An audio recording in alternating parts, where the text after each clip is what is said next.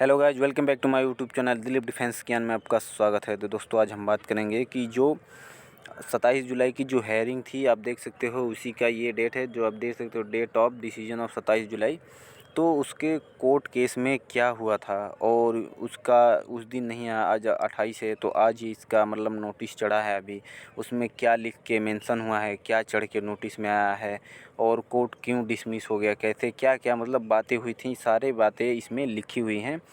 तो दोस्तों, अगर जो भी भाई हैं वो अगर मेरे टेलीग्राम चैनल में जुड़ना चाहते हैं तो जुड़ सकते हैं, व्हाट्सअप ग्रुप में जुड़ना चाहते हैं तो जुड़ सकते हैं, मैं उसमें भेज दूंगा, वो जाके देख लेंगे। तो दोस्तों, मैं बता दूं आपको कि इसमें ये मेंशन किया गया। और एक मैं बात बता दूं दोस्तों, अगर आप मेरे चैनल पर नए आए हो तो चैनल को लाइक, सब्सक्राइब और बेल आइकन दबा लेना और वीडियो के अंत तक बने रहना।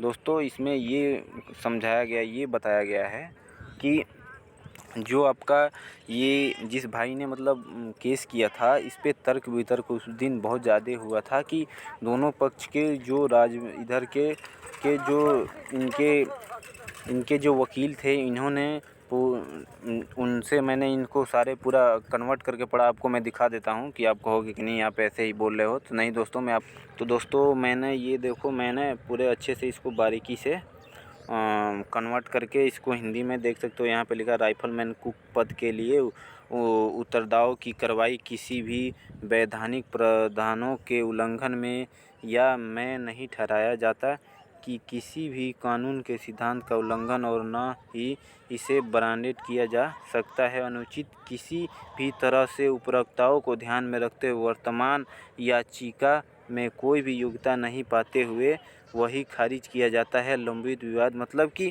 दोस्तों, जो ये इसमें ये कहा गया है कि जो ये बंदा था, इसने तो कोर्ट में उसके वकील ने कहा था कि इसमें चेंजेज कर दिया गया पहले।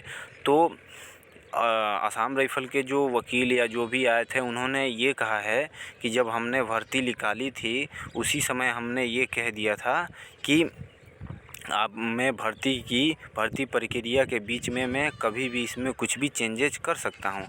तो उन्होंने यही चेंजेज किया है और उन्होंने ये भी आप देख सकते हो, तीसरे पैराग्राफ में आप जाके पढ़ना, उसमें भी मेंशन हुआ है कि ये किसके लिए मतलब किसको दिया जा सकता है, ये किसके लिए लाभ है, मतलब एनसीसी का मार्क्स किसके लिए है।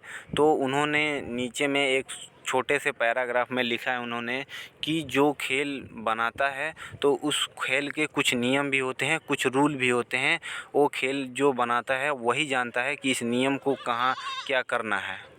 दोस्तों, मैंने बताया कि जो खेल बनाता है उस खेल के कुछ नियम भी होते हैं, कुछ रूल होते हैं, उनके रूल रेगुलेशन होते हैं खेल के। तो उन्होंने यही बताया कि कुछ खेल के नियम भी चेंज होते हैं और कुछ चेंज नहीं भी होते हैं। तो हमने इसी वजह से इस नियम को चेंज किया, क्योंकि जो राइफलमैन कुक रसोइया है, इसको सिर्फ मतलब ट्रेनिंग के दौरान ही, मतलब ये तो मान लीजिए कि आपका जो रसोइया होता है एक, ये तो सिपाही के रूप में ही इसको चयन होता है, चाहे वो सफाई वाला हो, चाहे वो बार्बर हो या चाहे रसोइया हो।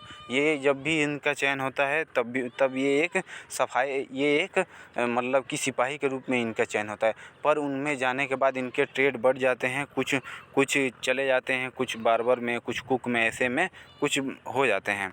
तो इन्होंने ये कह दिया कि मैंने चेंजेज करने का नोटिस में ये दावा किया था, मैंने ये नहीं कहा था कि मैं आपको रिटेन में ही आपको एनसीसी के मार्क्स दे दूंगा, आपके रिटेन में ही आपके एनसीसी के मार्क्स जुड़ जाएंगे। हमने ये भी नहीं लिखा था कि आपके फाइनल में जाके एनसीसी के मार्क्स जुड़ेंगे।